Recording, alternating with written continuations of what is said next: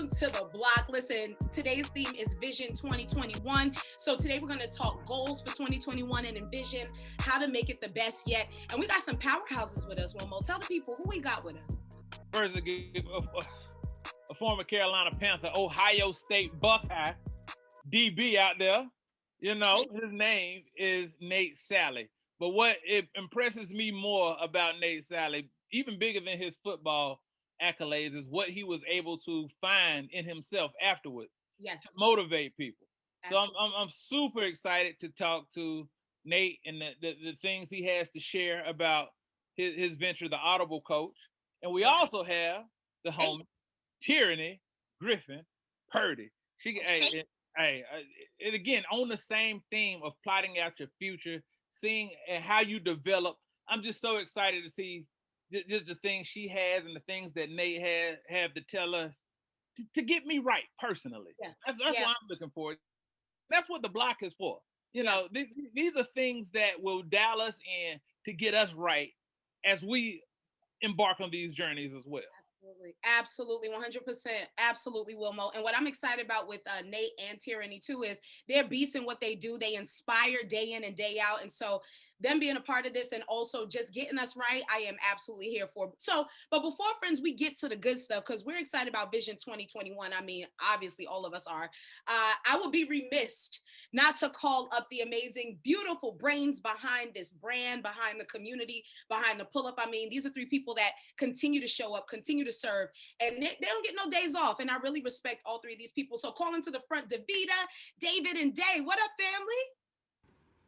What up, what up, what up? Like O'Hare said, before we get to the good stuff, because we not the good stuff, I guess. So appreciate everybody being on the block tonight. My name is David Daly Arrington, co-founder of Hugh House, history within the entertainment realm as well as just the web and tech space. Again, excited about the conversation tonight and having our people on the block. Davita, what up?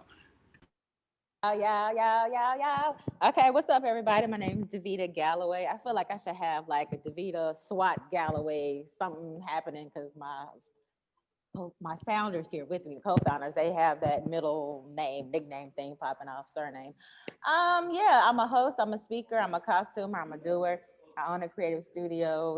10 years plus, out here doing it. Community is my sweet spot, to be honest. I love serving as a resource and providing platform for us, essentially, as artists, as designers, as creators. And y'all got one more thing to add to my bio here, okay?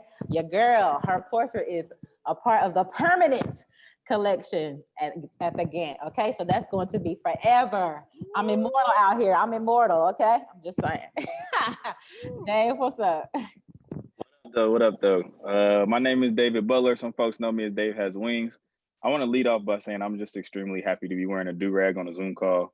That's not something that you normally get to do, so this is just like a really cool juxtaposition. Thank you guys for providing this opportunity and being a part of what might be history, maybe not. I don't know. We got, high schoolers and college students been on Zoom all semester too, so they probably done pulled up. But anyway, nevertheless, thank you guys for coming to the block. Appreciate y'all kicking it with us. If you're not familiar with Hugh House, we are a creative agency based here in Charlotte.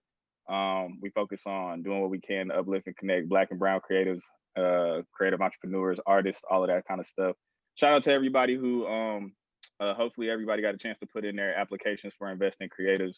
I got a stab at that COVID bread. Hopefully, hopefully your application was approved and all of that.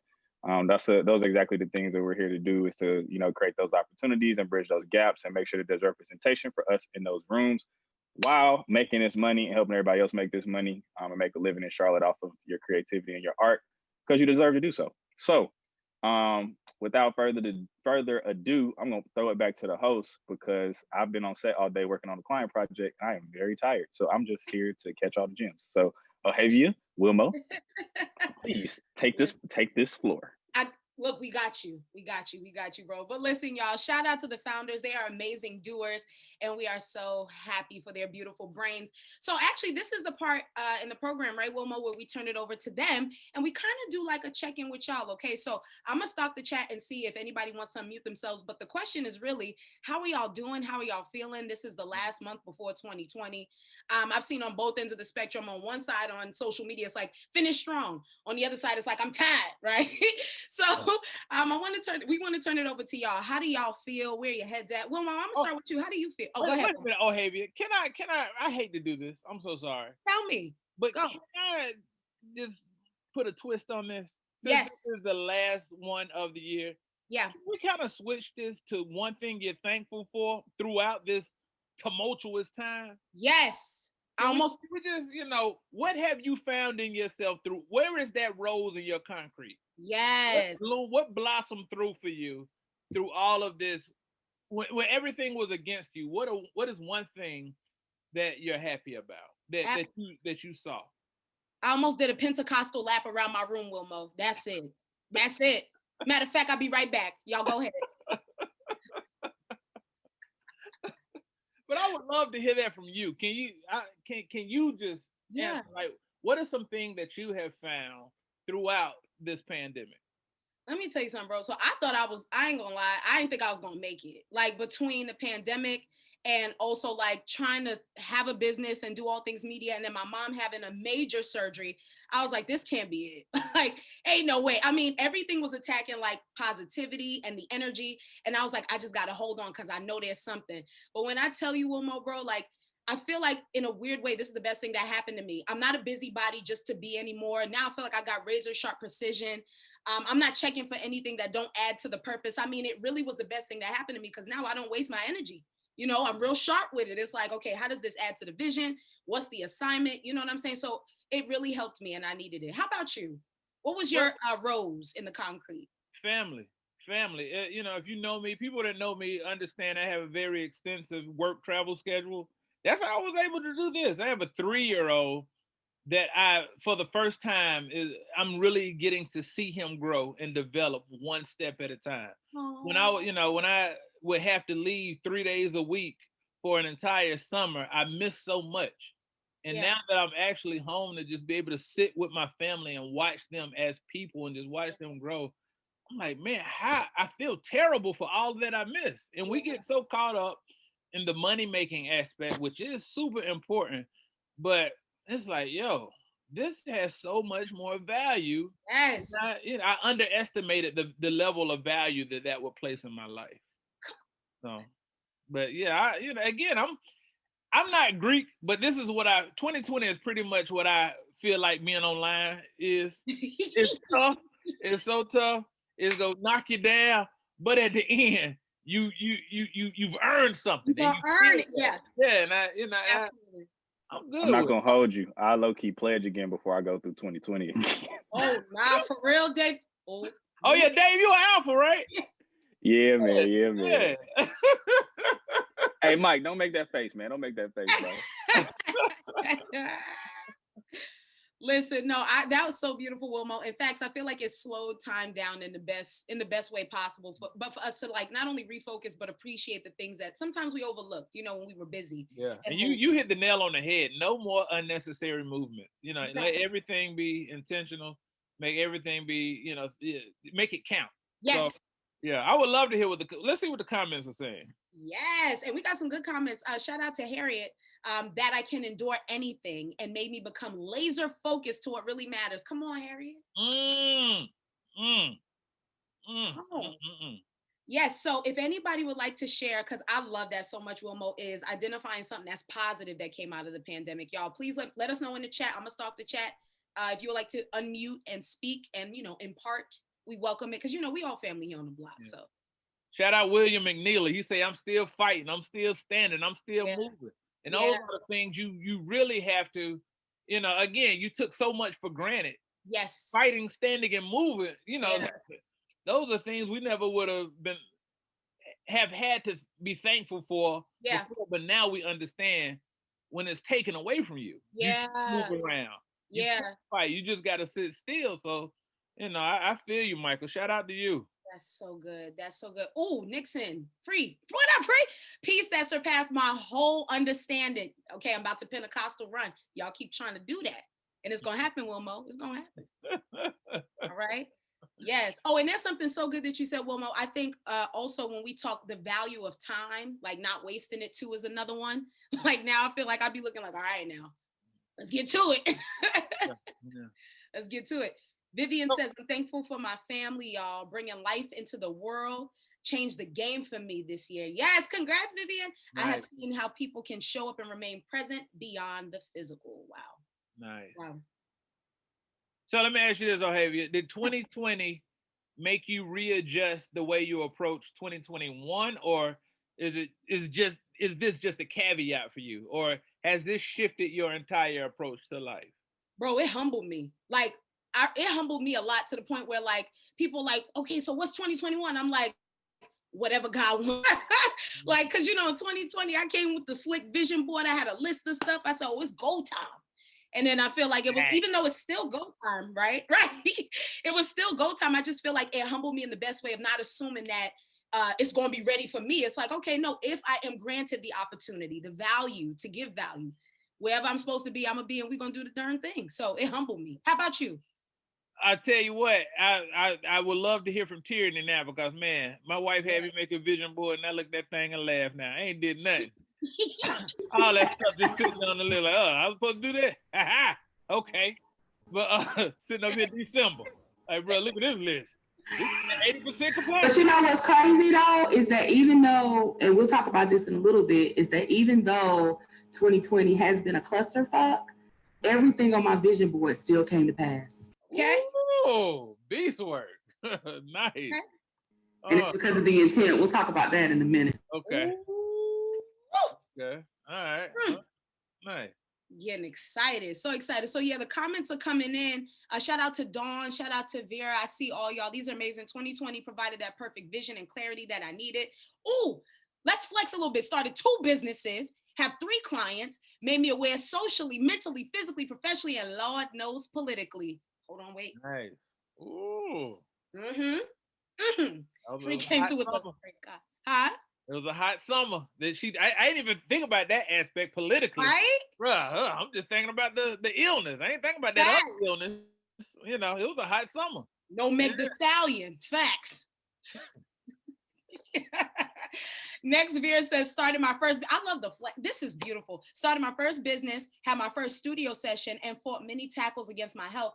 Plus got accepted to a university that allows me to grow in my faith of Christ. Let's get it. Nice. Nice. Yeah. Yes. Well, friends, listen, definitely keep them coming. Wilmo, I wanted you to share though, like what has been that turning point for you? I wanted to turn over to you because the insight is gold. The thing is, I know, and I've always known the cliches. Cliches are cliches because they're likely, true. Yeah. So when people tell me, when you make plans, God laughs, I hear that, but you still are so determined to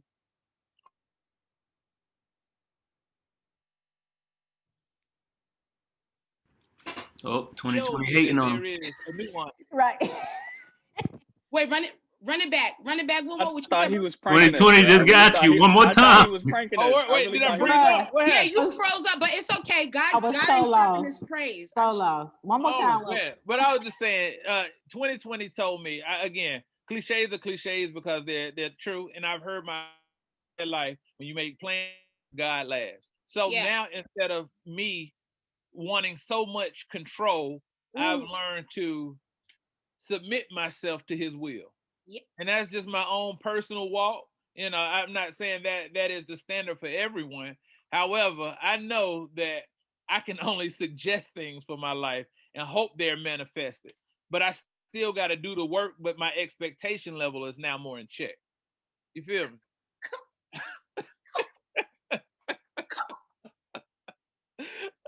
This takeoff is about to be wild. You hear me? I'm about to just take off. That is so good. Yes. The learning to submit. That's so good, Vita. Yes. For me this year, having a therapist is winning. Let's go. Let's virtually clap it up for the therapist because I know I got me one. And that is all right. Shout out to you, Nixon. Yes, that is so good. I'm telling you, right, Nate? Wilmo just blessing. But listen, friends, continue to share in the comments. We'll definitely be looking out for those and also reading some of them. But listen, you're officially tuned into the block. So excited to see y'all and have y'all. So without further ado, we're going to start with our first speaker. So excited about Mr. Nate Salley. Just to brag about him, he is the Audible coaching and consulting founder, CEO, all the things, bringing you the Audible Minute and so much more. I had a chance to watch his Audible Minute. And when I tell you, I told him, it's like you getting fired up in the locker room and like it's time to activate. It's like morphin time messing around with Nate. But seriously, he's absolutely impeccable with his words of inspiration. From the field to his inspirational talks, Nate is absolutely impeccable. I just want to brag a little bit. He's a proud husband and father, Ohio State Buckeye, as Wilmo said, former NFL safety, executive life coach, inspirational speaker, entrepreneur. We truly can go on. He's a servant. He always brings words to life, and with his words, he definitely brings you to life.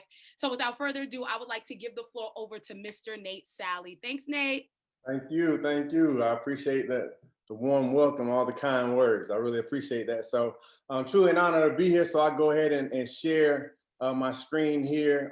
First off, I just wanted to thank you all for this opportunity. Day, I appreciate you, brother. I know we've crossed paths quite a bit, and I really appreciate you welcoming me into, you know, this family right here, and to share my journey, my story, and hopefully make an impact in a positive way here tonight. So extremely honored to be here, and you know, for the whole Hugh House family, I appreciate you all in the Block family. I appreciate this opportunity. What a great way to end the year, man. I'm excited. That's one thing I'm definitely grateful for, is the opportunity to serve and to impact lives in a positive way. I'm just honored to be here. So let me go ahead and share this screen really quick. We'll go ahead and get started. So that's me. I'm Nate Salley, the Audible coach. And before I get started, I want to do something. I know it's a little risky, but it's all good. I don't care about a little risk. You know, 2020 is what it is. We're gonna dive into 2021 head first and keep it moving. So I want to start things off. I'm a firm believer with the fact that you get out what you put in the situation. So I want us to start this call off with the right energy, the right attitude as we get started. So what I want everybody to do is unmute. I'm going to do a quick call and response. I don't care how rough it sounds. I want it to get loud and live in here so we can get things started. All right. So unmute yourself. So one thing I do every time when I wake up in the morning, I remind myself that I will make the most of this moment and that today is going to be a great day. And I tell my kids the same thing. I tell my wife, and we say it and we repeat it. So I want us to kick this thing off with the same energy today. And I'm going to say, I'll make the most of this moment. You all say, I'll make the most of this moment. And I say, today will be a great day. And y'all say, today will be a great day. Y'all down? We down. Yeah. Down. Let's go. Ready. Make the most of this moment. I'm gonna make the I'm most gonna of make the most of this moment. Today will be a great day. Today will be a great day. I will make the most of this moment. I'll make the most of this moment. Today will be a great day. Today will be a great day. One time, especially you, David. I know you're tired. I need some energy out you, bro. Let's get it. I will make the most of this moment. I will make the most of this moment. Today will be a great day. Today will be a great day. All right, give yourselves a round of applause. Mute yourself. Give yourselves a round of applause. Real quick. All right, thank y'all for that. So as Ohivia mentioned, I am Nate Salley. I go by the Audible coach.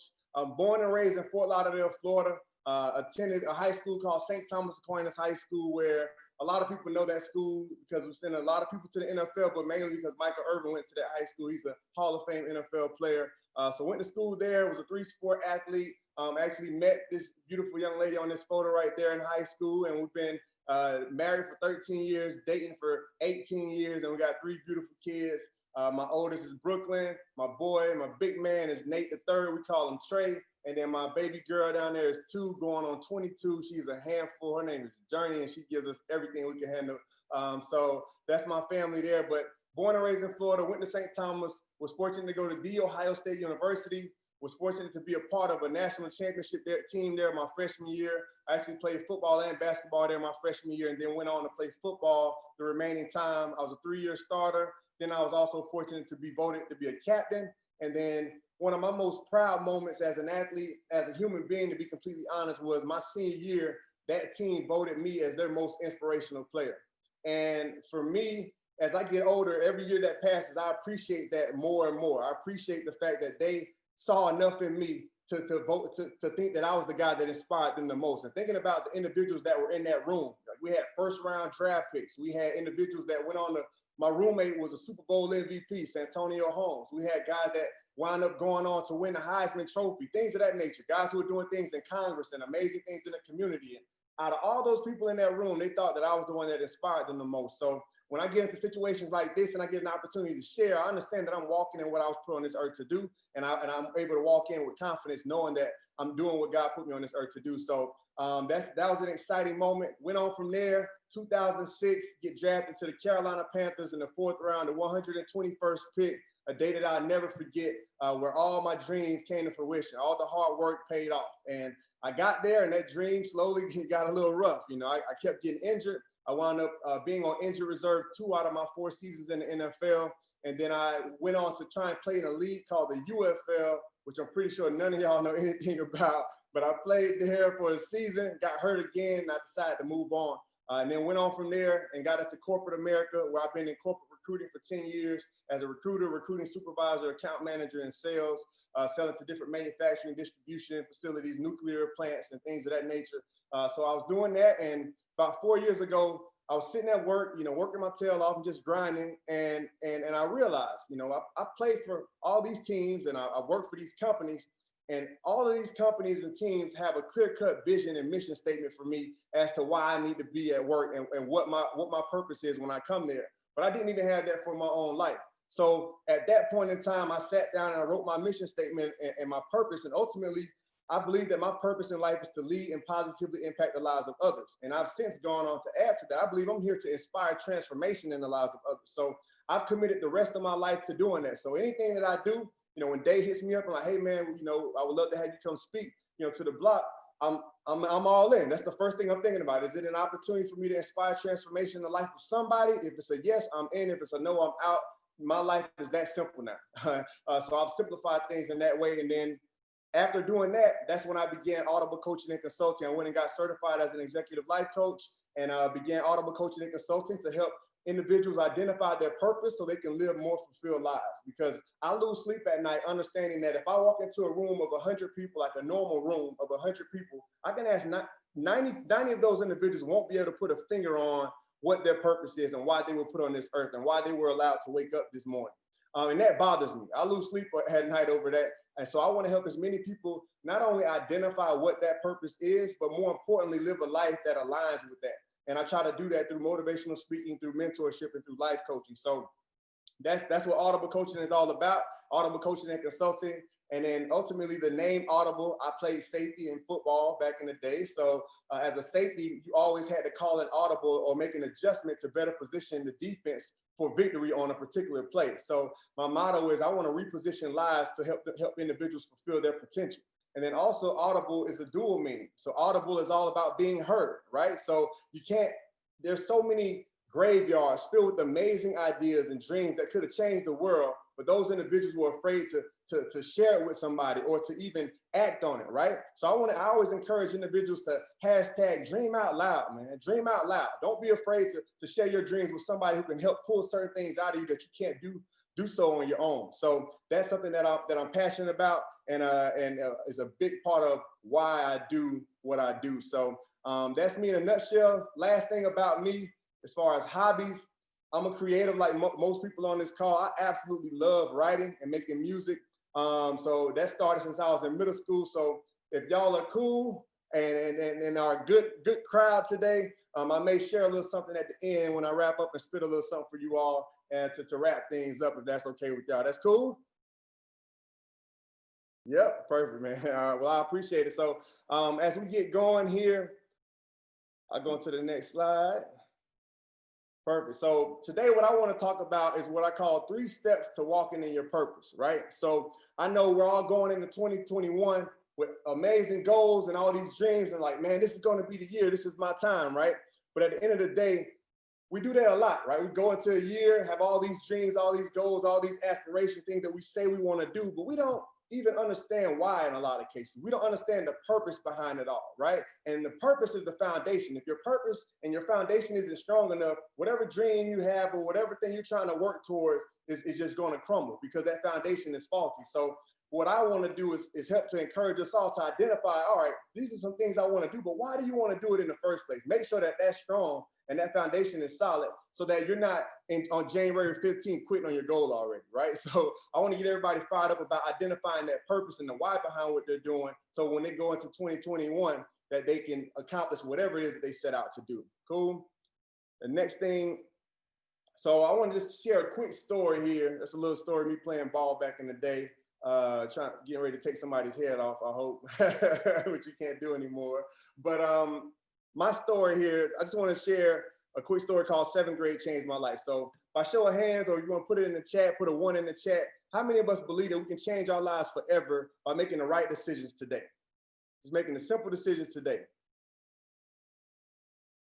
Perfect, perfect. Well, I'm a firm believer in that, and I'm a living example of that, you know, and as I say, 7th grade changed my life. I'll never forget, you know, I'm the youngest of 3 kids. My oldest brother is 12 years older than me. My oldest sister is 6 years older than me.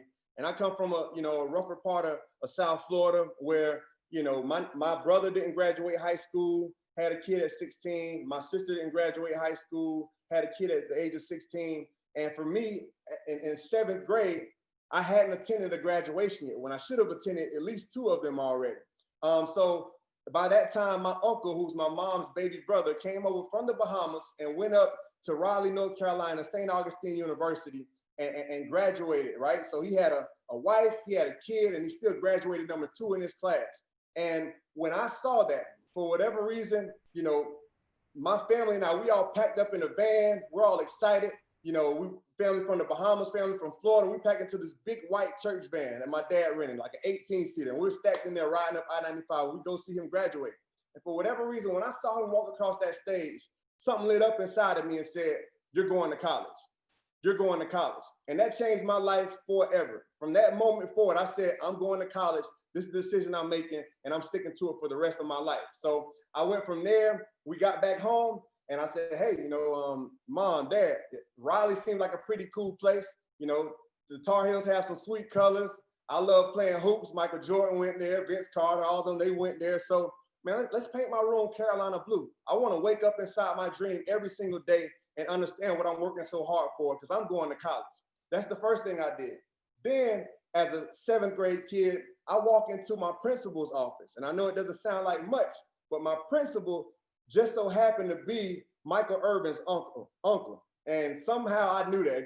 The word got around school. And all I knew about Michael Irvin, like I told you, Michael Irvin went to St. Thomas Aquinas High School. And that was a school that was right around the corner from me. It's a private school. Nobody in my hood went to that school. Everybody came from the suburbs and went to this amazing school that sent everybody to college and all that.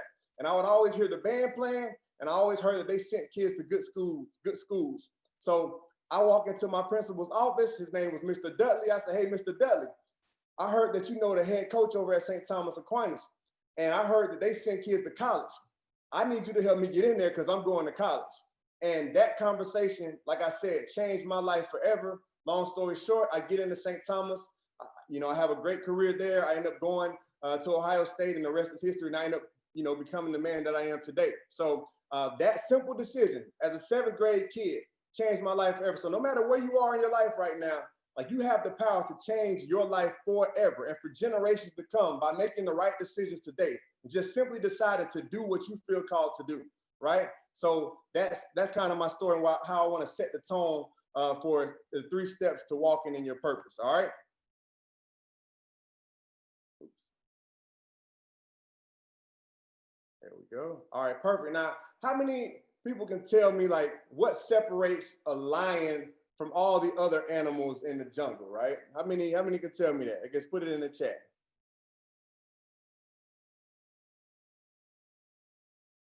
How many can tell me what separates a lion from all the other animals in the jungle? What separates the lion? What we got here? Size, pride, king, attitude, all that. All right, great. Exactly. Like, so when I see the lion, right, the lion isn't the largest animal in the jungle. It isn't the fastest. It isn't the strongest, but it's the most feared and the most respected animal in the jungle. Like you see a lion walking through the jungle and like, you know, everybody else start getting out the way. They know what time it is. And the lion's walking with a whole different kind of swagger, whole different kind of confidence. And ultimately, the thing that separates the lion from everyone else is that he knows who he is. And that's step one in walking in your purpose. You got to know who you are. And I want to encourage us all to have that lion mentality, understanding that none of us on this earth, none of us on this call were created to be okay. None of us were created to be average. None of us were created to be mediocre or live mediocre lives. And we have to walk every day with that confidence, understanding that we're royalty. Like, we were created to be great and to do great things and to make a great impact. So we need to walk with that same confidence. When people see us walking, it should be just like when they see the lion, like, man, he's up to something. Like, he got something he's working towards. He's doing something with his life, right? She's doing something with her life. She's making a difference. Like, it's something in that I want. Something I see there that I want. That's what we should be, a light in this world. So that's a huge thing. And then another thing for me, as I told you all, when I saw my uncle walk across the stage, that changed my life forever. But I'll never forget, as a kid, my mom cleaned houses for a living growing up.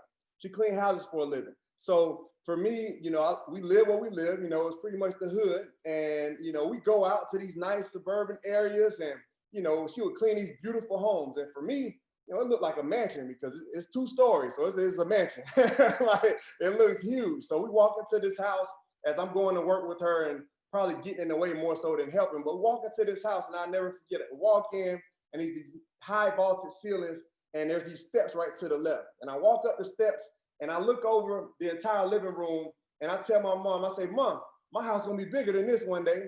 And ultimately, that's how I always thought as a kid. Even though I came up around people selling drugs, I would see people selling weed and dope on the sideline while I'm playing hoops at the park, like all that kind of stuff.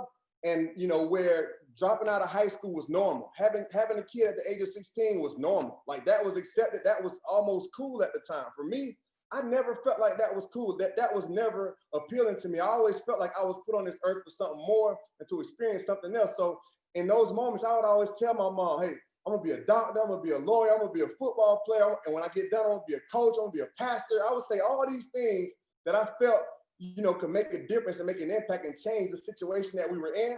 And more importantly, not more importantly, but also, I knew that those were things that could make some money too. So I wanted to put myself on the right path. But those are the types of things that I always thought of when I thought about who I was and what I was going to be. So first off, you got to know who you are. That's step number 1. All right. Step number 2, you got to know your why, right? So for me, when I decided I'm going to college, like, that wasn't just for me. That wasn't just for me to be able to say, oh, I played in front of millions of people and I'm out here on TV and all this stuff. Like, that stuff is cool and all, but that's nothing. It was nothing about that. My why was, I knew, like I said, my brother had a kid at 16. My sister had a kid at 16. I was in elementary school with one of my nieces. Like, I knew that I had people coming up that were looking at me, that were watching me, and they needed to see a different option. They needed to see what opportunity looked like. They needed to see what success looked like. And it was on me. I'm the youngest. If I don't do it, who's gonna do it? So in those moments where I maybe wanted to quit, maybe wanted to stop running my gases, maybe didn't want to study for a test, it's like, no, my why was strong. My why was strong because ultimately, if your why is strong enough, the how will come, right? So for me, my why was very strong. It was way bigger than me. It wasn't just about me. And for a lot of us here, as we're getting ready to view vision boards with Tierany and we're getting ready to put our vision forward for 2021 and what we want to do, make sure your why is strong. Because if it's not, it's going to crumble, right? You have to make sure that your why is strong. And if that why is strong enough, you'll figure out a way to get it done. Like, COVID can happen, death can happen in your family, whatever, things can happen. And you're still going to keep pushing through. And that leads me to this next point, which is there's strength in struggle, right? So just like when I play ball, even now, when I go to the weight room or I get a lift in, like, I'm not going to go to the weight room and put nothing on the bar or have nothing on my dumbbells. Like, you're going to have some resistance, right? There's strength that's developed in struggle in our everyday lives as well. And ultimately, pain has purpose, right? So there's strength in struggle and pain has purpose. And I had to learn this, the hard way, especially the past couple of years. It's been a really tough time for my family and I. And I know it's been the same case for a lot of people, but, last year, we lost my granddad in the Bahamas, and that was in January of last year. He's 87 years old. Then in August of last year, we lost my nephew, who was 2 months old. And in both situations, you know, I'm the speaker in the family. So, you know, whenever something comes up and they need somebody to speak, they're like, hey, Nate, like Junior, they call me Junior, you speaking. Like, all right. So I had to speak at this funeral. And then my sister asked me to officiate the funeral for my nephew. And I never in a million years thought that I would be doing something like that. But as I was preparing the speech and getting ready to speak to my family, one thing came to mind, or a few things came to mind. One thing came to mind that brought peace to me. And I'm a firm believer that God does not make mistakes. And we can't just say that when things are going great. Like when stuff hits the fan, he still doesn't make mistakes. There's a reason behind that. That pain has purpose, right? So for me, I took a look at my granddad's life. All right, he's 87, lived a long life. You know, I get it. Nephew, 2 months old, hasn't even had a chance to live life at all yet. But ultimately, if God doesn't make mistakes, whatever purpose he had for both of their lives, they had served whatever that purpose was, and that's the only reason it was time for them to go on. But then I look at us, right? So what does that say to us, right? You and I, we're breathing right now, right? We had a chance to wake up this morning, right? Kobe didn't wake up this morning. Nipsey didn't wake up this morning. Millions of people died from COVID didn't wake up this morning. Some of us texted on the way home for this call and made it home when thousands and millions of people are dying from doing that. But we're still here. And what that tells me and what that should tell us is that we're not done yet, right? At the end of the day, if you have breath in your lungs, if you're able to do this, everybody just do that one time for me. If you have an opportunity to do that, like there's purpose left in your life. There's a reason why you were able to wake up this morning. So don't let a day go by. Don't take a day for granted. Make the most of every opportunity that you have, right? And I always encourage people to empty your tank, like to take anything to the grave with you, any skill, any gift that you have to the grave with you. That's doing the world a disservice, right? There's certain things inside of you that the world can only receive from you. And it's on you to give it and to serve and to deliver that, right? So you're not done yet. Don't ever forget that. Last slide here. I want to tell a quick story. So this is my boy right here.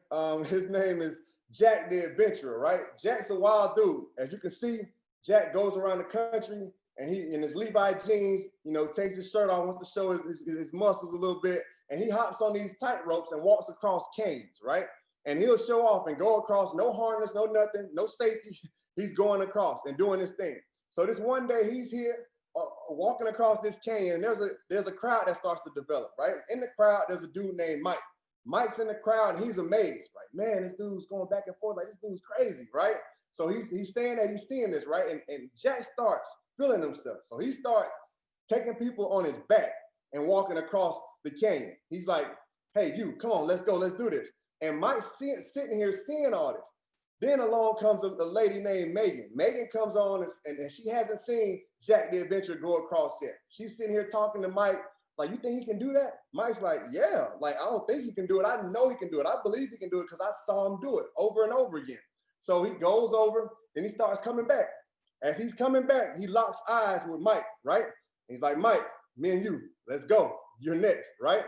Mike's like, bro, you talking to her? Like, you ain't talking to me. Like, you're not taking me across on no canyon, bro. I don't know what you think this is, right?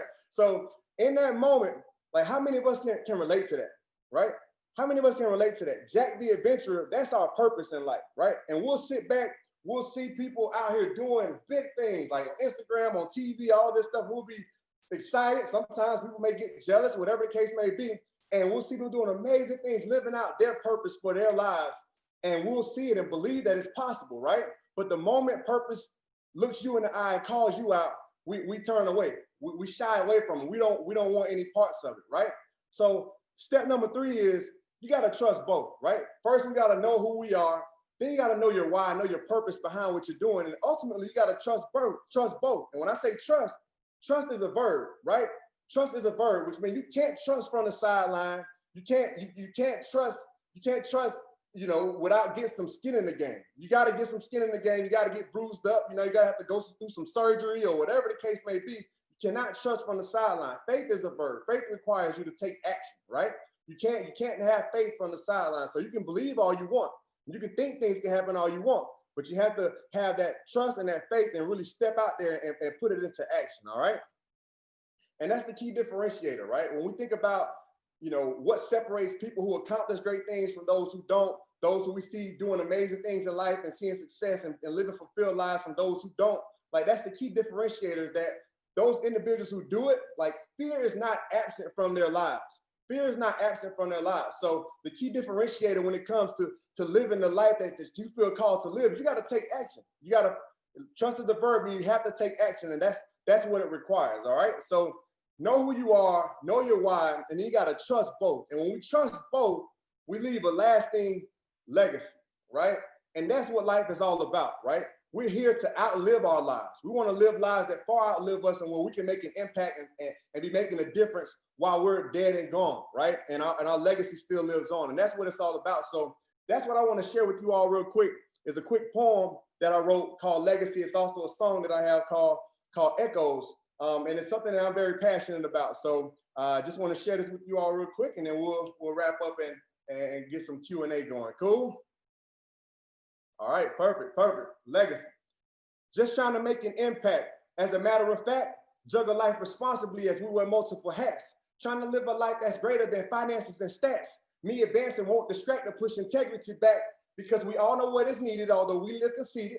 Life is like an open book and we're declining to read it. Every answer lies within it, but them lies deep within us causes us to live offensively in need of defend us, because we fight for what we want as we neglect what we need. Disrespect our goals and dreams, infect our family trees for years to come. My tears evaporate when your name is mentioned. Grateful you gave life for me to live in constant provision. When the choice is right or wrong, I pray for righteous decisions to incorporate your wisdom, see the world through your vision for what it's worth. I know I don't deserve to serve as your tenant, so my rent is in integrity and humble repentance. Now what I do, they may or may not see. To me, there's no difference, because the only one who can't judge me delivers deliverance in an instance with efficiency. I efficiency then that the bit catches just the fraud, a pointless event, because we're quick to show facades what we think people will see as noble acts, until our acts are faced with reality. The you who shows up in the crowd should be the same when alone, because when we build on fake foundations, we make fraudulent homes. Living in a glass house, so I refuse to throw stones, because emotions can be fragile as a clavicle bone. There's a lot that's on my shoulders, but this load I will carry with integrity. Our legacy can be legendary. Legacy. So that's legacy. Appreciate it. That's legacy. And then last but not least, man, I just, I'm grateful to be here. And I never want to leave a speaking engagement or an opportunity without having an opportunity to connect. So I would love to connect with you. That's my email right there. I have an email list where I do send out my Audible Minutes. I make them every Monday. They're called Audible Minute Mondays. I send those out. I have a Thursday inspiration that I send out every Thursday. And then I have a newsletter that I send out every month. Just to help inspire individuals and keep in the loop with what's going on with me. There's also monthly giveaways. We give away, Grubhub gift cards. We gave away a honey baked ham gift card around Thanksgiving, and free coaching sessions, free speaking engagements, just trying to continue giving back and serving and showing my appreciation for the support. So that's all my social media. And then I do make music. I have music out on iTunes, Apple, everywhere you can find music. And my name is @Progress. So if you ever want to check that out, it's all inspirational hip hop. I absolutely love making music. I'm never going to stop doing that. I love writing. And like I said, I want to empty my tank. I'm not taking any skill to the grave with me. Everything is getting poured out while I'm here. And that's what I do. So I just thank y'all so much for your time. Once again, I'm Nate Salley, the Audible Coach. Thank you for your time. And don't forget, be encouraged. God loves you. Dream out loud. Thank y'all. Wow. This man said, when the choice is right or wrong, I pray for righteous decisions. Wilmo. Hard. Hey, yo. Hard. I was sitting here like, I got to go off camera. I'm giving the real, like, I can't. Wilmo. Yeah, I appreciate that. Yeah. Also, I'm gonna tell you how good of a speaker Nate is. When he was telling the story about his uncle going to St. Aug, and that then giving him a desire to look into playing football in North Carolina. Yeah. But then realizing, I'm good enough to go to Ohio State. Don't worry about it, Carolina. Somebody get all that paint off them walls. We going somewhere bigger, baby. Hey, I meant to put a slide up, man. It's crazy, bro. I go home now. My mom, she don't change much, bro. My room is still that color. I took a picture in there last time I went home a couple months ago, and because I know I tell this story, and I want people to it's real. Like, my room is still Carolina blue to this day. Like that was a dream of mine, and that was my last visit that intentionally when I was picking colleges. I had a chance to go to North Carolina, and play football and basketball, but their coaching situation was just too shaky. And man, I just love Coach Tressel and what he was all about. That's why I made that decision. And yeah, people thought I was crazy too, man, because I'm from South Florida. And at that time in 2002, like Miami was Alabama, Miami was Clemson. So people thought I was crazy not to stay home. And Ohio State was like 8-5 the year before. I go to Ohio State, bro. And my freshman year, we go undefeated and beat Miami in the national championship. So it's like, man, like when you feel like God is telling you to do something, you better move, man, and do what he's telling you to do. Like, and doors just open, bro. It's stuff that you can't even take credit for. And it's happening to me right now. Like me being on this call with you all as an example, bro. Like, so I just want to encourage everybody, like before you, like as you're doing your vision board and you're getting your plans for next year, like make sure that foundation, that why is strong, because otherwise you're wasting your time. But if that why is strong, man, your plan can be iffy and it's still going to work because you're working and operating in what you're called to do. So that's what I want to encourage everybody to do. Even the aspect, it's like he preaching when he ain't preaching. Even the aspect, come on, for real. Even the aspect of saying, I have a plan to play for Carolina, but God's saying, no, I got something bigger for you. You see what I'm saying? It ain't no Family Dollar Bowl. That's where you play if you go to Carolina. You know, the state of North Carolina's college football has always been on shaky foundation. And even when he had aspirations to get there, God said, no. I'm gonna put you with Maurice Claret now. Yeah. And y'all go get it in. And y'all gonna go win something. Yeah, so man. Even when you do all you do to make sure you excel to your own dreams, God put you. Come on, dog. He put you somewhere bigger. Yeah, man. What we talking about? Yeah, Nate, I think the part for me too, Nate, here's what it is for me, Nate, is how you allowed yourself to be used and moved by God. Mm-hmm. Because yes, you had what you wanted and you could have just held on to that thing like, nah, Lord, like this is what I want. But you gave him the space to move. Thank y'all, man. Thank y'all. Yes. I'm gonna leave some space because yes, this is Q&A. So do y'all have any questions for Nate? I'm gonna leave some space here. If you do, put them in the chat, or if you would like to be unmuted, let us know. Yeah, he surrendered to his will. Facts, Harriet. Mm-hmm. I took like 3 Pentecostal laps, Nate. Hey, do what you gotta do. Don't let me hold you so inspiring, like for real. True, like manifestation, speak all things in existence. Like this was amazing, Nate, for real. Wow. Anybody? Oh, there we go. Vera says, I needed this. Yes. Retweet. Same. Love it. Man. Love it. Thank you so much, Nate. We appreciate Thank you all. This is an honor. I really appreciate it. Yeah. Thank y'all. Yeah. Wilmo. Oh, yes, Davida. Yeah, Nate, I can't even let you get off like that, dog. I was just like, yo, like, thank you so much for that. That it was a word, okay? It was a couple of words. And I received. Thank you for that energy. Yo, you see, I'm still leaning into the screen. I'm about to be in the laptop. Like, that's when you know it's good. I'm like, bro, what? Yeah. Thank you for all of that. That's all I got. And you got bars? And you got bars too? For real bars. Oh, okay. Okay, I see what you're doing. I see what you're doing. Thank y'all so much. Yeah, I try to lock in on 1 or 2 people that I know is rocking with me whenever I do these, because it's hard to keep track of everybody, and I just rock with that. So I was rocking with you, Davida, and I was rocking with y'all. So I appreciate it. Right. Thank you for real. Man. Oh, we got a question in the chat, Nate. Which family member did you get that thought process from? Honestly, I got that from my mom. Like my mom, like her faith is just crazy. Like she thinks and believes some stuff that people think are just out of this world. Like, and she's always had that. And she's always believed, like I believe in myself, but she believes in me like 10 times more than I ever believe in myself. Like she thinks I can do anything. Like if I told her, Mom, I think of next election, I'm gonna run for president. She's like, yeah, you can. I was wondering what you're waiting on. That's what she'll tell me. Like my mom thinks I can do whatever, and having that confidence and that backing, like growing up, and then just seeing her operate like that, and things like doors open for her. It was a prime example. Like she wasn't just saying it, like she was living it, and like to come over as an immigrant from the Bahamas.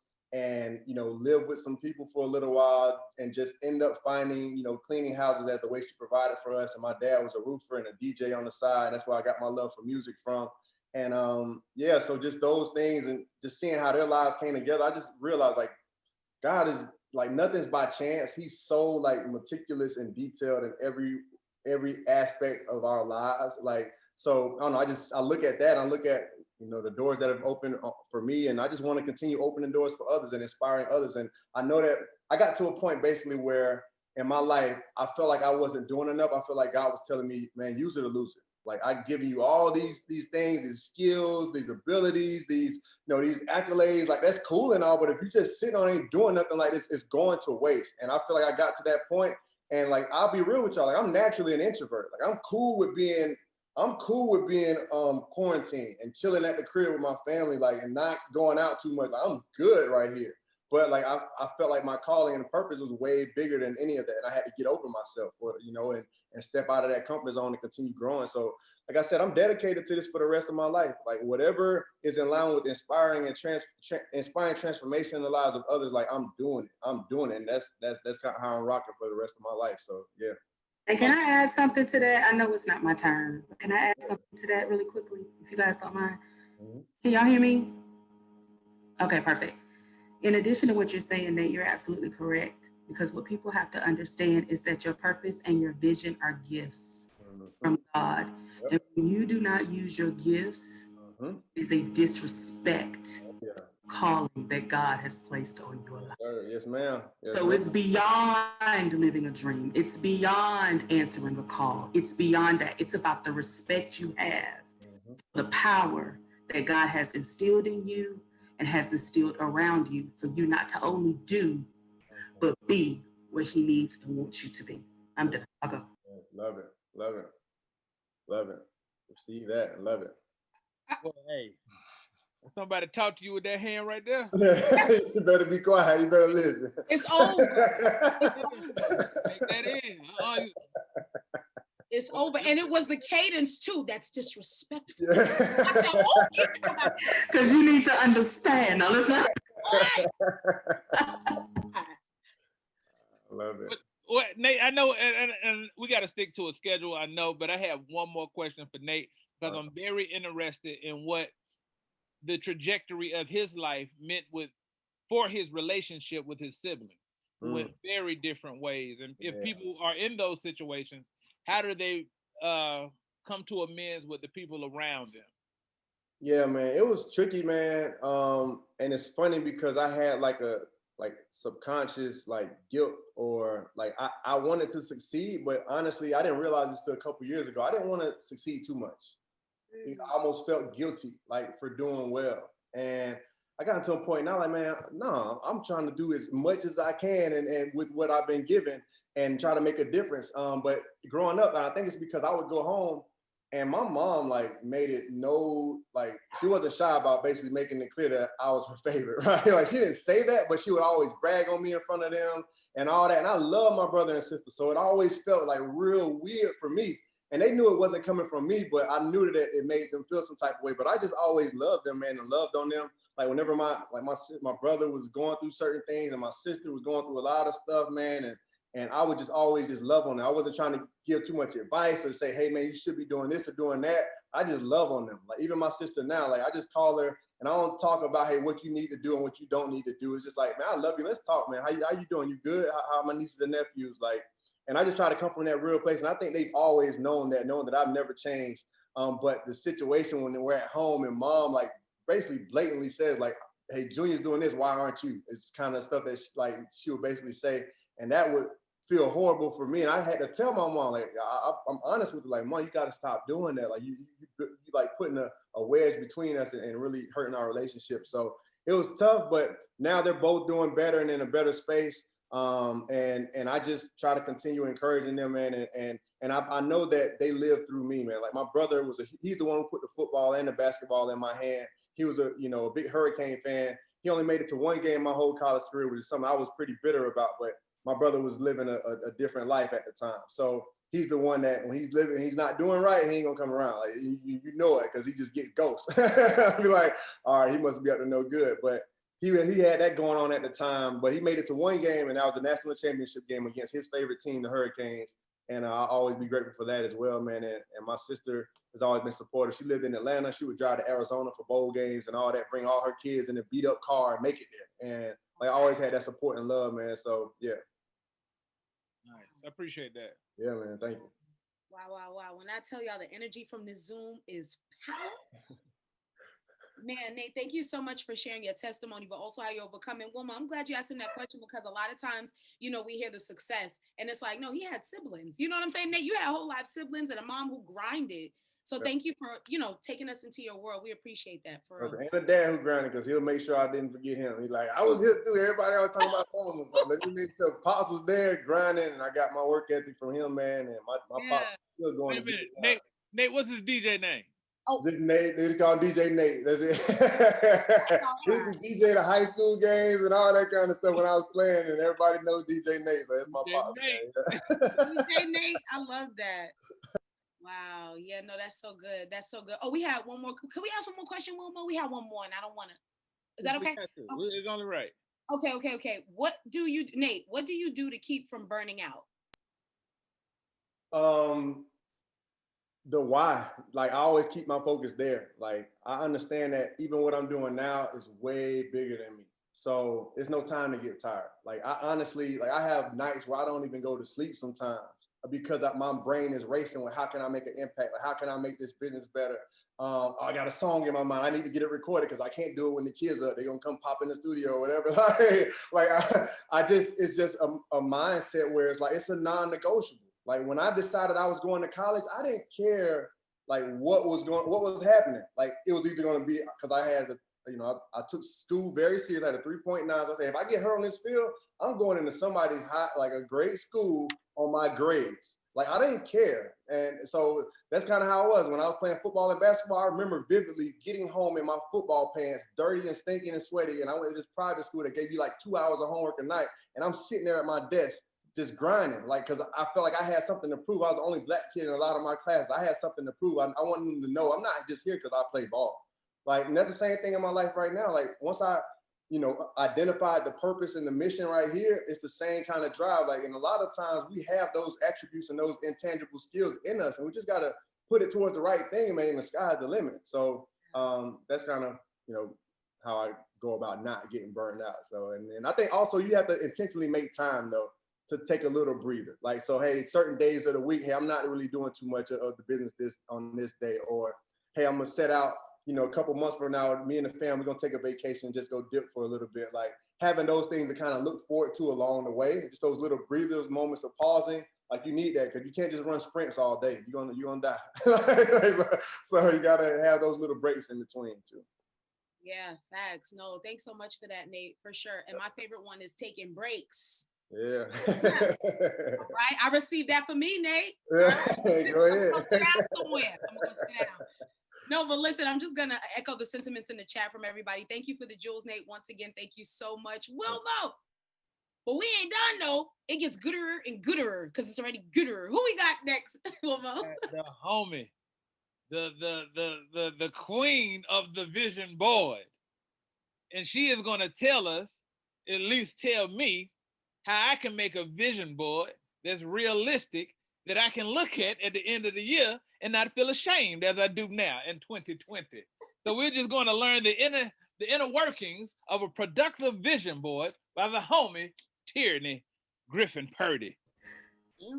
Y'all are best. Thank y'all so much. Now I'm gonna let y'all know right now, honey, I ain't got no balls. Okay? Ain't no rapping, we ain't doing all of that, but I'm gonna give you what I got, amen. Nate, thank you so much for that, brother, for real. Like, you are an inspiration. That was awesome, that was amazing. You definitely helped me in more ways than you'll ever know, so thank you so much for holding that space with us. Good evening, everybody. Listen, I'm not gonna be before you long. I just wanna talk to you guys a little bit about vision and the importance of it and the power of it, and why you need to make sure that in addition to creating your vision board, that you are actually in alignment with your vision for God. I just want to give a moment to just tell a little bit of my testimony. It's only going to take a few minutes, ain't going to take up much of your time, but December 2019, picture it, Charlotte, North Carolina. Any Golden Girls fans in the house? Picture it, Charlotte, North Carolina, 2019. Okay, I got my scissors, I got my magazines, I got my ideas of what I want my 2020 to look like, okay? I'm cutting it up, I'm making this thing pretty, okay? It's a beautiful board, I do it every year. Vision boards are native to me because they help me to see what God wants me to see. So I create my vision board like I do every other year. January 2020 hits, we all right? January 26th, Kobe Bryant dies. Shooketh, because he and I are the same age. Okay, Lord, what we doing now? What's happening? Okay, so we move a little bit further into 2020. March 13th, my wife and I move into our new home. I have my full-time business as a writer. I'm a writer and a wellness entrepreneur, as well as 2 additional sources of income. In my writing, I am blessed to have clients. I am blessed to coach. I'm blessed to teach people. I'm blessed to share with people, hold space for people, because that's what I do. March 26th, the world shuts down. I go from having 5 retainer clients to 0. Okay?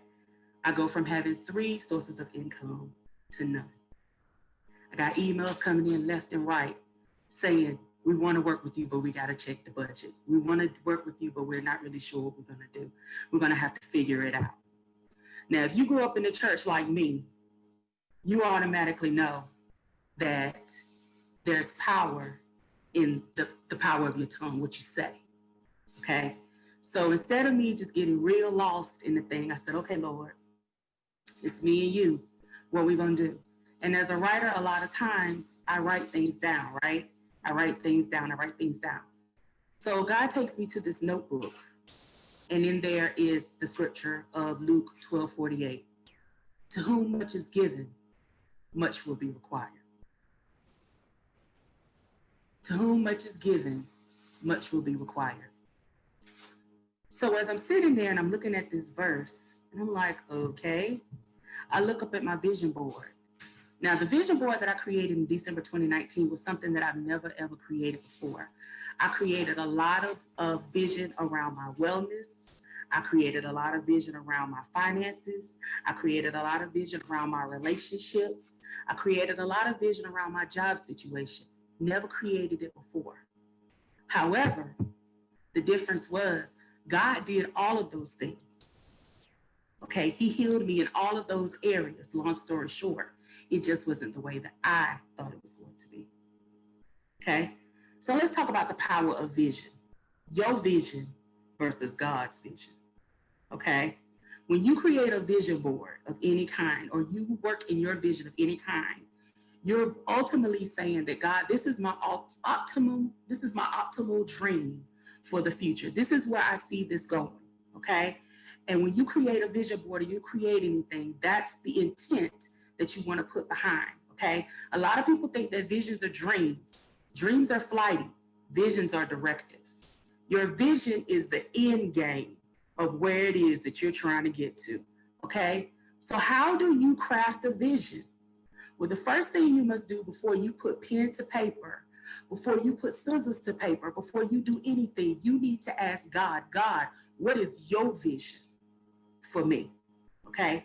When he shares with you what the vision is, the first thing you need to do is you need to write the vision. Okay, again, we're going back to church. The Bible says write the vision. It don't say type it. It don't say transcribe it. It don't say text it. It don't say none of that. It says write the vision, okay? And David and I talked about this the other day. Our good sis, prophetess Erica Badu said, if you put real pen to real paper, watch that shit get real. You feel me? Okay, so what we're going to do is we're going to write the vision, okay? That's the first thing we're going to do. We're going to write that thing out. We're going to write a vision statement that says, God, this is where I feel or I think that you're trying to take me, okay? This is not my vision. Lord, this is your vision. Whatever it is he gives you, get you a pen and paper and write it down. Allow him to download whatever it is that he needs to tell you so that you can write that vision. Write that thing down. Once you write it down, you want to begin to visualize that vision. What does that look like? Okay? If God gives you a vision, what does that look like? Does it look like a new car? Does it look like a new home? Does it look like a better job? Does that look like going to therapy? Does that look like starting your business? Does that look like getting rid of that sorry boo you got? What does that look like? Okay? And what you need to do is you need to begin to visualize what that look like. Once you start visualizing it, then God will lead you. Get the magazines, get the newspaper, get whatever it is that you need, and begin cutting that thing out. Okay, and as you're placing these objects on the board, just allow Spirit to lead you and begin to pray and say, God, what is the vision that you want me to see? He wants you to begin to visualize the vision. So we've already written the vision and we visualized it.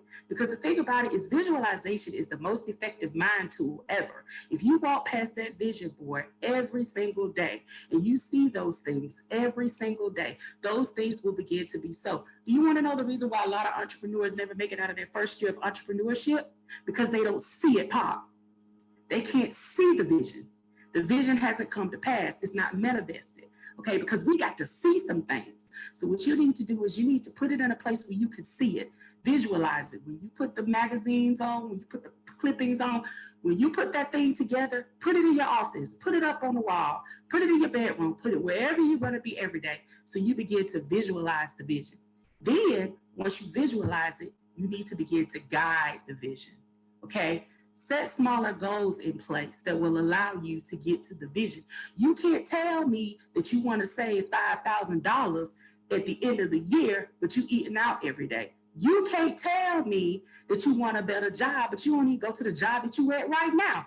You can't tell me that you want to be a better person or you want to heal from your trauma, but you ain't talked to your sister in 5 years. Don't talk to me about what you gonna do. Let's talk about what it is that you need to do. Okay, so you need to start putting some things in place to begin guiding that vision. Okay, you need to begin putting some goals in place. The professionals, the experts call it SMART goals, specific goals, measurable goals, real goals, attainable goals. You want to lose weight? You know you're not going to lose the 50 pounds in 30 days. So guess what, sis? Make that thing real, okay? Make that thing real. So you want to write your vision. You want to visualize it in a vision board, and you want to guide the vision. Now, the most important component of all of this is intent. And Nate said basically your why. Why are these things important to you? What is the intention behind these things? Because here's the thing. At the end of the day, just like anything else, God can turn anything into anything. The vision will become more than just your idea. It will become more than just a goal. It will become more than just your dream. He will begin to bring things into your life to be able to make you see that it's more than just paper and scissors and magazines and things of that nature. And the most important thing, and I'm making this quick because I know we've been on here for a while, is that the power of vision is very important because it brings your world into focus. It brings order to chaos. The reason why Nate was able to leave the hood and do something more is because his vision was bigger than what he saw in front of him. It was bigger than what was presented to him. I don't care what you're facing right now. I don't care if you got $1 million in the bank or $1. Okay? I don't care what you're going through right now.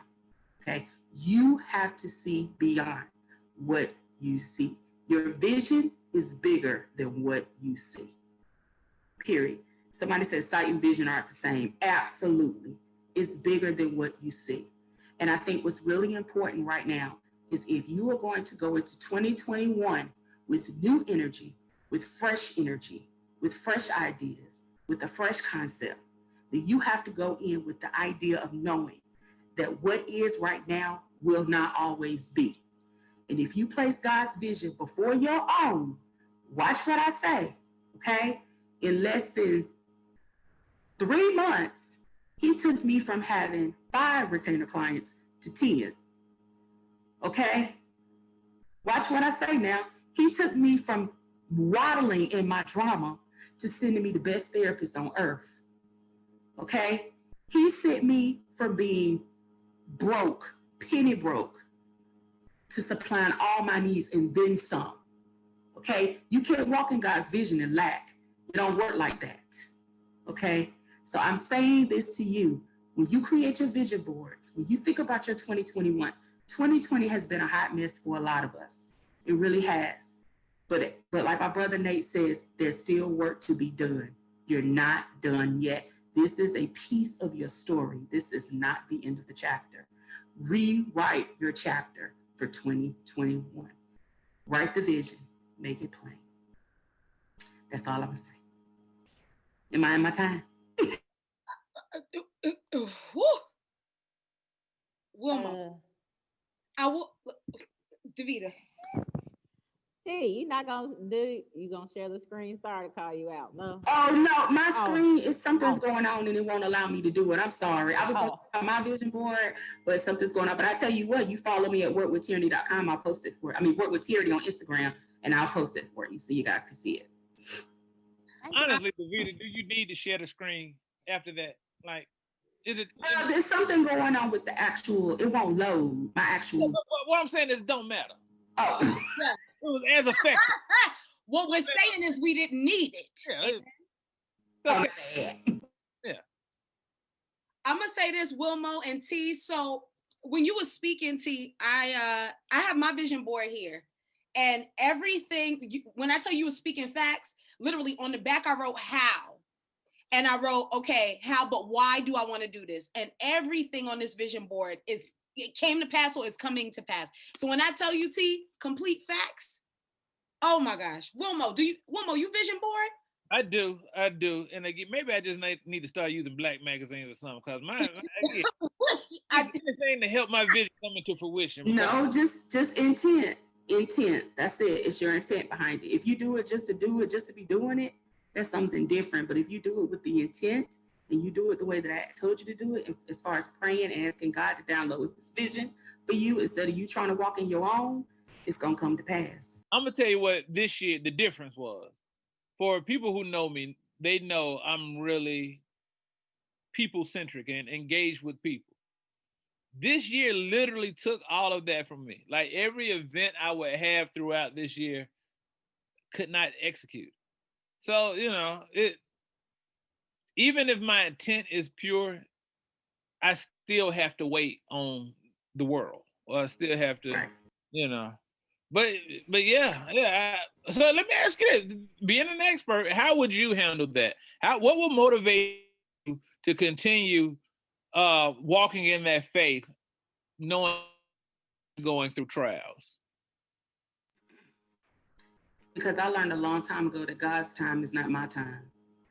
There are things that I've written down 5 years ago that I'm just seeing coming to fruition today. There are businesses that I started. There are ideas that I've had. There are things that I have, wanted to be a part of for a very long time that I wrote down a long time ago that I had to recognize that my time is not God's time. And here's the thing, God's time is never late, because this is the thing. You might not be able to do those events this year because it's not time. But I promise you that if you just ask God what the time is and you wait on Him, when you do, it's more than just an event. Lives will be changed, because see, God is in the transforming business, okay? It's more, I don't care what it is. So at the end of the day, it's about making sure that you're in alignment with what it is that He has for you. Because a lot of people lost, and 2020 was a big loss for a lot of event producers, a lot of people who did things in the front-facing industry that they're not able to do anymore. And a lot of people, the word that was used for 2020 was pivot. But the reality is a lot of people didn't know how to pivot because this is what it was. But we're doing it right now. The block was a front-facing, event that they turned virtual. Because they did something a little different. But that was something that was downloaded to them. And then God said, go. He might not have given you the green light yet. So you got to figure out what His time is so you can move in His time. Appreciate that. Thank you. For sure. Listen, I'm going to turn it over to y'all. Do you have any questions for Tierany? It could be something as, okay, how do I get a vision board started, or what, any of the specifics, the mechanics, all the jazz. We're going to turn it over to y'all. We family. Somebody said prophetess Tierany. Prophetess! But yeah. So we're going to turn it over to y'all. So if y'all have any questions, please put it in the chat. Or comments. Anything to add? Yes, anything to add too. Yep, comments, questions. compliments, because I got plenty. I got a whole list. Can I get in here for 2 seconds? Go, sis. Child, I'm in here sweating. My edge is about gone and my eyebrows about sweated off. Okay, let me start by saying to you, ma'am, you have no idea how much of a spirit animal you are to me. Okay. I'm a life coach by profession. I teach people how to do vision boards as well, but I tell people I was my first client. And I'm saying to you, thank you. And I'm urging everyone in this Zoom to do a vision board. 2012, being diagnosed with cancer for the 5th time, doing my vision board, make to the point where I made it pink because I said I have to call myself a survivor before I walk into my survival. Let me explain to y'all, there is a shift in the atmosphere. 2021, we not playing fair. I said this year, we, and when I say we, I mean all of us, melanated, educated people, we not just comfortable with taking things off the table anymore. We taking the table too. We taking the table too. I'm taking the legs and the forks and the knives off the table too, because it's mine. So I want to say to you, Tierany, sister, keep encouraging people to write their vision. Keep encouraging people to get their vision. Keep encouraging people to upgrade their vision. People got 2008 vision going into 2021 looking stupid. It's 2021. I'm so thankful for you because even with teaching other people how to do this, sister, sometimes the words that we speak is for us too. So I'm thankful for you. And I encourage everybody in here to take the table. I'm done. I'm about to wipe all these eyebrows off. Y'all done did it for me. Not the eyebrows, sis. When I tell you, I love you. Thank you. Thank you. Wilma, I'm getting emotional, and I don't know. I mean, I do know why. I think it's, I mean, help me, Wilma. I don't know, or else I'm gonna start crying. I think it's a culmination of just the faith, but not even just the faith. It's like people believing, and we haven't seen this in so long, and rightfully so, because I feel like 2020 just jumped us with Tim's on. You know what I'm saying? And so now here it is. Here we are. Wilmo, say something. It could be the alphabet. Even it's so unique that is a variation of passions that is invoked from each person we had speak. Like they're all unique in who they are, but it's very much in the same direction. It's crazy. Yeah, can I chime in real quick? So I agree. Yeah, just a lot of passion. I love, again, both of y'all. Erica, thanks for chiming in. And if I pick on myself as well as a lot of my friends as artists and creatives in this moment, as well as keep the church going here on the block, faith without works is dead. So I'm very much interested, Tierany, Nate, y'all speaking into how do we move from, again, the emotion, the energy of it all to the practical of what do we do, even simply to the vision board. How does one get started? You know what I mean? Where's a good place to start? How would you suggest we map that out? Because I think a lot of times, again, we're here, we got the energy, but when it comes to action, walking it out, that's where the gap typically is. Not just for artists and creatives, just as humans, period. So if y'all could speak into that, I think that'd be great. Now, you want to go or you want me to go? Yeah, I'll start. I think the biggest thing is, so first, as I mentioned, identifying that purpose piece, right? And understanding why you want to do what you want to do, right? And I think that's the key. That's the foundation of it all. But then, similar to what Tierany was mentioning, you got to have a plan, right? And it doesn't have to be the best plan in the world, but you got to have that vision and understand, all right, this is my purpose. God, I believe this is what you're calling me to do. Now, these are some things I believe I can do to take that next step. And then what I would say, man, is whatever that next step is, take it. Like, don't worry about where it's going to lead. Like, when you're walking in faith, man, you're walking on this brick road and there ain't no bricks in front of you. You just walking, and as you step, they land. They're there. It's there. It's there. It's there. You just got to keep stepping, bro. So just figure out what the next best step is, right? And do that thing, and then do the next thing, and then it becomes momentum, and it picks up and it builds. And before you know, you're looking back, and it's like, 2012, you're 5-year cancer survivor. You're looking back like, man, I made it through all that. Look at me now. Thank you, Lord. You know what I mean? Like, take the next step. That's what I always think. Like, you can't do it staying still. Like, it ain't gonna happen by itself. Like, Aaron, and we're talking about God. Like in the Bible, like God always says, go then.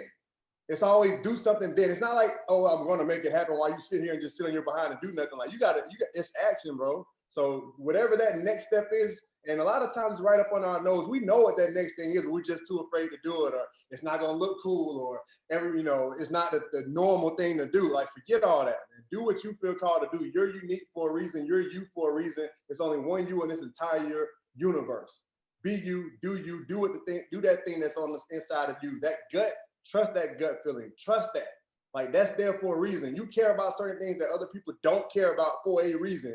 It's your responsibility to act on it. So that's what I would say.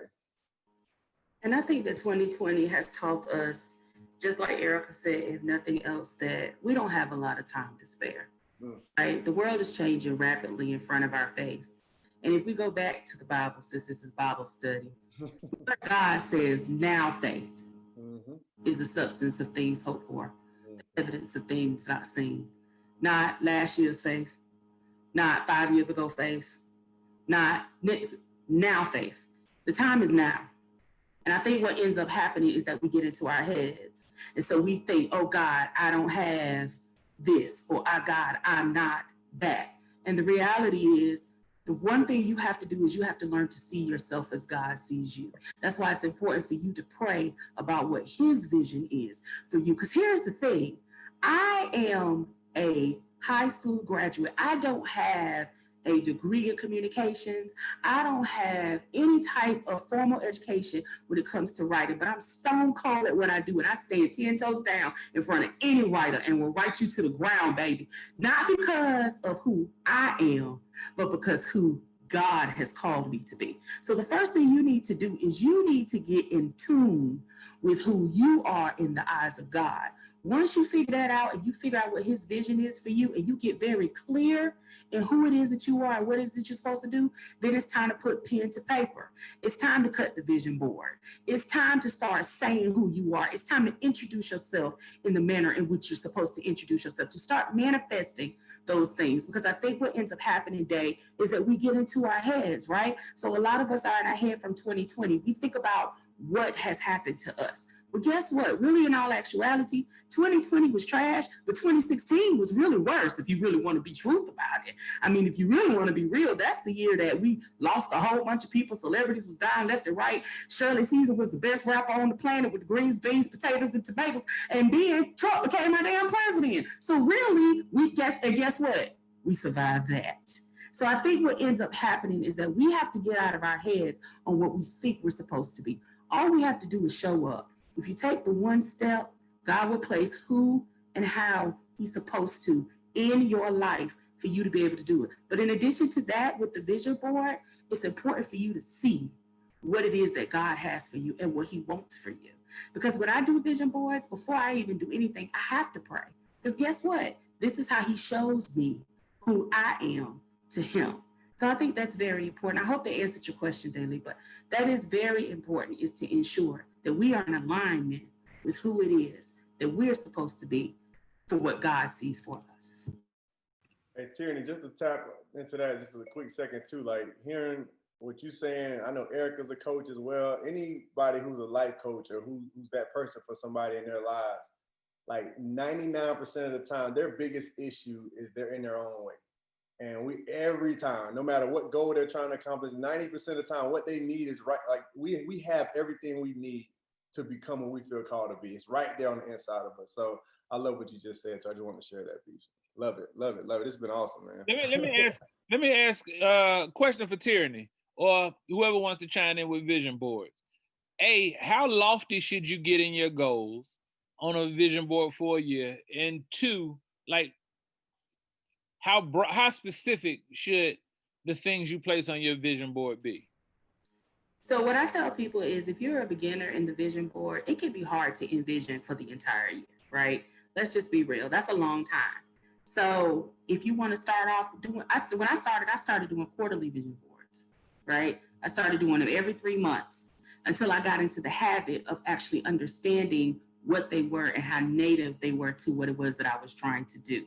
And then I was very specific. I loaded that thing down, baby, because let me tell you, there is nothing too big for my God. If I put that Audi A8 on that thing, but I also said, Lord, in addition to the car, I need you to send me the income to be able to maintain the maintenance on that thing. That's what he did, okay? So at the end of the day, it's about making sure that you're doing it to what's native to you. Some people do it for the year. Some people can only visualize for the quarter. Some people can do it every month. But I think what ends up happening is that you have to figure out what's native to you. If you've never done it before and thinking about the whole year can be overwhelming, it's okay to do a vision board every quarter. It's okay to do a vision board, every 6 months. It's okay to do that. It's all about, that's the beauty of this process, is this is personal. It's between you and your vision, because this is your vision. I don't share the same vision with you, Wilmo. I don't share the same vision with Ohavia. The vision that God gave me, that's mine. It's to me. So it's like making sure that, again, you're in alignment with whatever your vision is, that you have a clear focus on who you are and what it is that you're trying to achieve. And then creating a board that's native to that. You don't want to do a full board? It's okay. Get you a poster board and cut it in half. Just do the half a board. Or if it's a situation where you decide that, you know what, I don't necessarily want to cut magazines up, do a digital vision board. Y'all know how to use Canva. I seen the graphics. Okay, so they use Canva or use a Google Doc or something to be able to just put something somewhere that you can visually see the things that you're working towards. Because I think that's the most important thing, is just to make sure that, and then once those things come to pass, or you start putting those goals in place or taking that action to feel the things on that board, once that board is done, then you move on to the next. And that's how the vision works. Everybody, Tierany, everybody, Nate. When I tell y'all this block right here was hot, it was fuego, it was adobo, it was sazon, Wilmo. It was beautiful, man, I swear. Yeah. Man, I left inspired, I left aligned. Yeah. I left with just confidence in not only my own vision, but I found optimism. So, I appreciate, and that's what they do. They, they go out and sell hope. And I bought me some today. So, yeah, and I appreciate it. This was an amazing block. Listen, this done made my whole night. Wilmo, anything else? Founders, did y'all want to say anything before we do closing remarks? So, it's the last one. I just want to make sure, just checking. We good? All right. So listen, friends. I'll say something real quick. Yes. So how would I say, again, my question, not only for myself, but I definitely wanted to encourage all of us and all members of the block that I would say next year, let's continue to take it from the great ideas, innovative ideas we have, and let's put some action behind it. Thankfully, again, 2020 was what it was. It was what it is. And for us, Hugh House-wise, thankfully, we were able to make some big moves. Invest in creatives, Dave talked about, and be able to push some money out there to you all independent artists, creatives, small arts nonprofits. But also, and I want to thank you all for supporting us this entire year. If you saw, we were voted Best Arts Organization this year in Queen City Nerve. And again, our work is very much focused on building you all up, building our arts, creatives of color up in this city, not just to be a part, an equitable part of our creative economy, but honestly to lead the way, because there's a lot of development that needs to happen, and I believe that we should be leading, pushing the envelope, and we can. So again, thank you all for your support this year, and we're looking for bigger things to happen in 2021, and we definitely want the same to happen for you, because again, I would say we are doing this, not just Hugh House.